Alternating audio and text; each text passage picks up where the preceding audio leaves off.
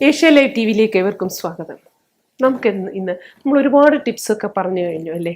അപ്പം നമുക്കൊന്ന് മേക്കപ്പിനെ കുറിച്ച് നമുക്ക് അറിയണം എന്ന് ആഗ്രഹം എല്ലാവർക്കും ഉണ്ടാവും. അപ്പോൾ അത് എന്താണെന്ന് നമുക്ക് നോക്കാം. ശരിക്കും സാധാരണ ഒരുപാട് പേര് വിളിച്ച് ചോദിക്കാനുണ്ട്, എന്താണ് HD മേക്കപ്പ്, എന്താണ് എയർ ബ്രഷ് മേക്കപ്പ് എന്നൊക്കെ. ശരിക്കും പറഞ്ഞാൽ അതിൻ്റെ ഡിഫറൻസ് എന്താണെന്നുള്ളത് എല്ലാവർക്കും അറിയാനുള്ള ആകാംക്ഷ ഒരുപാട്, ഇപ്പോൾ കല്യാണമുള്ള ഒത്തിരി കുട്ടികൾക്ക് അത് അറിയാനുള്ള ആകാംക്ഷ വളരെയേറെയാണ്. അപ്പം ഞാൻ അതിനെപ്പറ്റി ഒന്ന് ക്ലിയർ ആക്കി തരാം, അത് എന്താണ് ഏതാണ്. ശരിക്കും പറഞ്ഞാൽ രണ്ടും ഈക്വലി ഗുഡാണ്. എയർ ബ്രഷ് മേക്കപ്പ് എന്ന് പറഞ്ഞാൽ ഒരു സിലിക്കോൺ ബേസ് ചെയ്തുള്ള ഒരു പ്രത്യേകതരം ഒരു ഫൗണ്ടേഷൻ ഉപയോഗിച്ചാണ് നമ്മളത് ഈ ഒരു ഗണ്ണിൽ കൂടെയാണ് അത് സ്പ്രേ ചെയ്ത് നമ്മൾ ചെയ്യുന്നത്. അതൊരു തിൻ ലെയറായിട്ടാണ് നമുക്ക് ചെയ്യാൻ സാധിക്കുന്നത്. അത് ശരിക്കും പറഞ്ഞാൽ സ്റ്റേ 12 മണിക്കൂർ നമുക്ക് അത് നിൽക്കാനൊക്കെ ആ മേക്കപ്പ് നല്ലതാണ്. പിന്നെ ഒരു ഒരു മേക്കപ്പ് ആർട്ടിസ്റ്റിനെ സംബന്ധിച്ചിടത്തോളം അത് വളരെ എളുപ്പമുള്ള, കാരണം എന്ന് വെച്ചാൽ എളുപ്പം നമുക്ക് ചെയ്യാൻ സാധിക്കും. മറ്റേതാണെങ്കിൽ നമ്മൾ 2-3 ലെയറൊക്കെ നമ്മൾ ഇട്ട് കഴിഞ്ഞ് വേണം ഇത് നമ്മൾ അപ്ലൈ ചെയ്യാൻ. ഇതിന് എയർ ബ്രഷ് ആണെങ്കിൽ നമുക്ക് വളരെ ഈസി ആയിട്ട് ചെയ്യാൻ സാധിക്കും. അത് സ്റ്റേ ചെയ്യാനും നല്ലതാണ്. നമുക്ക് ശരിക്കും ഒരു നാച്ചുറൽ ലുക്ക് കിട്ടുകയും ചെയ്യും. എന്നാൽ അത് കൂടുതലായിട്ട് ഓയിലി സ്കിന്നിനാണ് നല്ലത്. കാരണം ഓയിലി സ്കിന്നിന് മാത്രമേ നമുക്കൊരു നല്ല രീതിയിൽ അത് കൊണ്ടുപോകാൻ പറ്റുള്ളൂ. അതേസമയം നോർമൽ ടു ഡ്രൈ സ്കിന്നാണെങ്കിൽ ഒരു ഫ്ലേക്കി എഫക്റ്റ് നമുക്ക് കിട്ടും. അപ്പോൾ അതൊരു വലിയൊരു പ്രശ്നം തന്നെയാണ്.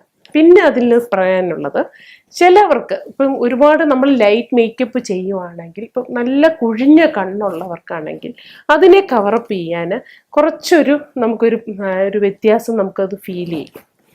ശരിക്കും പറഞ്ഞാൽ ഇത് മോശം എന്നല്ല, എയർ ബ്രഷ് നല്ലത് തന്നെയാണ്. പക്ഷെ അതിൻ്റെ മെറിറ്റ്സും ഡിമെറിറ്റ്സും ആണ് ഞാൻ പറയുന്നത്. അതേസമയം HD മേക്കപ്പ് ആണെങ്കിൽ മേക്കപ്പ് ആർട്ടിസ്റ്റിന് വളരെ ജോലിയുണ്ട്. നമുക്ക് HD മേക്കപ്പ് ചെയ്യാന്ന് പറഞ്ഞാൽ കുറച്ച് ജോലി ഉള്ള കാര്യം തന്നെയാണ്. അത് നമ്മൾ ഓരോ ലെയർ, അതിൻ്റെ ഒരു ഗുണം എന്ന് പറഞ്ഞാൽ നമുക്ക് എല്ലാ സ്കിന്നിനും യൂസ് ചെയ്യാം. അപ്പം എല്ലാ സ്കിന്നിനും നമുക്ക് യൂസ് ചെയ്യുന്നത് മാത്രമല്ല, ഇതും നമുക്ക് ഒരു ദിവസം മൊത്തം സ്റ്റേ ചെയ്യാനും അത് ശരിക്കും സ്വെറ്റ് ചെയ്യുന്നതനുസരിച്ച് ബ്രൈറ്റ് ആകാനും സാധിക്കും. അപ്പം ഒരു കുഴപ്പമുണ്ടെങ്കിൽ ഇതിന് വേറെ കുഴപ്പം എന്നല്ല പറയുന്നത്, രണ്ടും ഈക്വലി ഗുഡാണ്. പക്ഷെ വ്യത്യാസം എന്ന് പറയുന്നത് ഈ ഒരു വ്യത്യാസമുണ്ട്. ഇതെന്ന് പറയുന്ന എല്ലാ ടൈപ്പ് സ്കിന്നിനും നമുക്ക് യൂസ് ചെയ്യാൻ പറ്റും. പിന്നെ നമ്മളെന്ന് പറഞ്ഞാൽ കുറച്ച് പിമ്പിൾസ് കൂടുതലുള്ളവർക്കാണ്. മറ്റേതാണെങ്കിൽ ഒരു ലെയർ നമ്മൾ എയർ ബ്രഷ് ഉപയോഗിക്കുവാണെങ്കിൽ നമുക്ക് ഒരു ലെയറിൽ തന്നെ കവർ ചെയ്യാൻ പറ്റും. ഇത് നമ്മൾ 2-3 ലെയർ അപ്ലൈ ചെയ്യണം എന്നുള്ളത് മാത്രമേ ഉള്ളൂ. അതുപോലെ തന്നെ നമുക്കൊരു നല്ലൊരു ഗ്ലോ നമുക്ക് രണ്ടിലും കിട്ടുന്നുണ്ട്, HD മേക്കപ്പിലും കിട്ടുന്നുണ്ട്. പക്ഷെ ഒരു ബ്രൈഡിനെ സംബന്ധിച്ച് എൻ്റെ ഒരു ഒപ്പീനിയൻ, എൻ്റെ ഒരു അഭിപ്രായത്തിൽ ഒരു HD മേക്കപ്പ് തന്നെ ആയിരിക്കും നല്ലത്. മറ്റേത് മോശം എന്നല്ല. അത് നാച്ചുറൽ ലുക്ക് വളരെ ലൈറ്റായിട്ട് ചെയ്യാൻ ആഗ്രഹമുള്ളവർക്ക്, ഒരു നാച്ചുറൽ ലുക്ക് ചെയ്യുന്നവർക്ക് എയർ ബ്രഷും ഉപയോഗിക്കാം. ഈ മേക്കപ്പ് ചെയ്യുമ്പം കാരണം ശരിക്കും നമ്മൾ നല്ല അറിവോടുകൂടി നമ്മളത് ചെയ്തില്ലേ. ഇപ്പോൾ എയർ ബ്രഷ് ആണെങ്കിൽ തന്നെ അതൊരു പ്രത്യേകതരം ഫൗണ്ടേഷൻ ആണെന്ന് പറഞ്ഞു. അത് നമ്മൾ ചെയ്യുമ്പം നമ്മൾ ഇടാൻ നന്നായിട്ട് അറിയാവുന്നവരായിരിക്കണം അത് ഉപയോഗിക്കാൻ. അതല്ല എന്നുണ്ടെങ്കിൽ നമുക്ക് ചില സ്ഥലത്ത് കുറച്ച് കൂടുതൽ തോന്നിക്കാം.